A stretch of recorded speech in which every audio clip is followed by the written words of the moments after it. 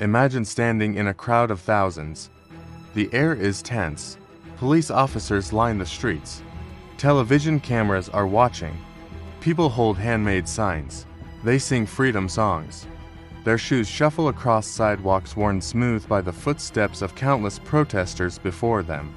They walk forward together, knowing they could be arrested. Or worse, this was not just a protest. It was part of one of the most powerful struggles for equality in American history, the Civil Rights Movement. But behind the famous speeches and historic marches were ordinary people whose courage changed the nation forever. Today, we're stepping behind the scenes to explore the stories of the activists who organized, marched, and risked everything to demand justice. The movement didn't begin with famous leaders alone. It grew from everyday citizens who refused to accept segregation and discrimination. One powerful moment came in 1955 when Rosa Parks refused to give up her seat on a segregated bus in Montgomery, Alabama. Her arrest sparked the Montgomery bus boycott, a year-long protest where thousands of black residents refused to ride city buses. Instead, they walked miles to work each day. Carpool networks formed. Churches became meeting spaces. Behind the scenes, volunteers coordinated rides, raised funds, and maintained morale, often sewing banners, preparing leaflets, and designing clothes. One of the most famous demonstrations was the March on Washington for Jobs and Freedom in 1963. More than 250,000 people gathered in Washington, D.C., demanding civil rights and economic equality.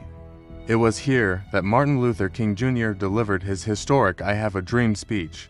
But this iconic event required months of planning.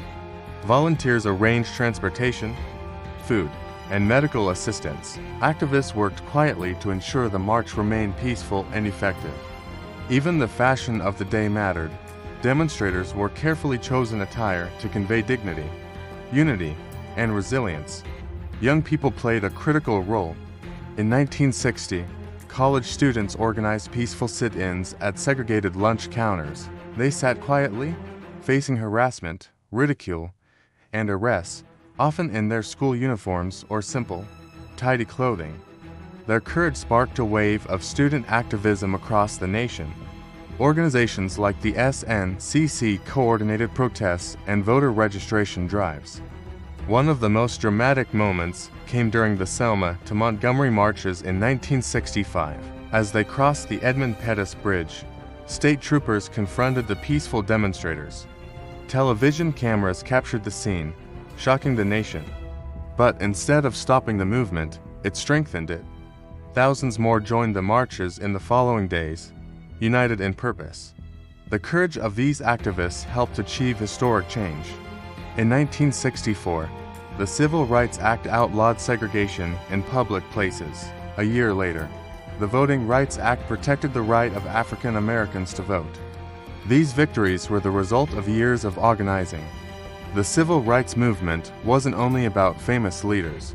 It was about teachers, students, ministers, parents, neighbors, and friends.